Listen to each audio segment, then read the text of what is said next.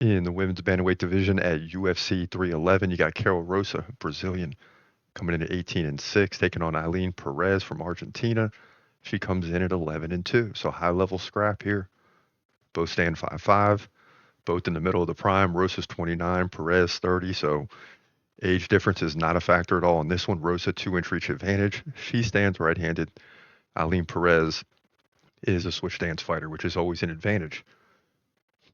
Maybe not in this one though, because Rosa dominates on the feet with 6.5 significant strikes per minute over many fights, so that's a legitimate average. Ailin Perez 2.9 significant strikes per minute, so you know what that means. Ailin Perez has more of a ground game, but she'll be tested here against a Brazilian. She lands nearly 2 takedowns per round. Rosa 1 every 3, but she's got a good, well-rounded game, stand up and takedown. So we'll see. Rosa also 70%, or just under 70%, 68% to be exact, takedown defense. Coming off the win over Pannie Kianzad by decision. Dominated there on the feet. Well, not dominated, but led by 25 significant strikes. 117-92. 1 takedown to none. Against Irene Aldana, she got out. No, she actually. How did she lose that fight? 204-145 in significant strikes, no takedowns, and she loses a decision? Wow. So maybe she really beat Irene Aldana. I'm going to go back and watch that reaction.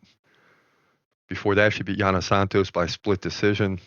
In that one, she got dominated on the feet, but had 1 takedown. So she won one she shouldn't have, and she lost another she probably shouldn't have. So either way, she's 2-1 in the last 3. So that's a break-even situation. Now, Perez, 66% takedown defense, has won 4 straight fights over Ashley Evans-Smith, Lucy Pudilova, and Jocelyn Edwards, all 3 by decision. She did submit Daria Selesniakova, by arm triangle submission in her last fight, under 4 minutes. So going to be an interesting fight. I mean, she's beating people over the last 4 fights. She did lose to Stephanie Ager, but that was in 2022. So it looks to me like Ailin Perez is getting better. That's what makes this thing very interesting, right? Against Ashley Evans-Smith, 10 takedowns. Pudilova, 2. 6 against Edwards. So can she do that against Rosa? That's the question here. And Rosa hasn't given up a takedown in the last 3 fights. 4 fights ago, she gave up 1 against Norma Dumont. Didn't give up any against Lena Landsberg. So in 6 fights, she gave up 1 takedown. Gave up 4 to Sarah McMahon back in 2022. So both of these fighters have come a long way from just 2 years ago.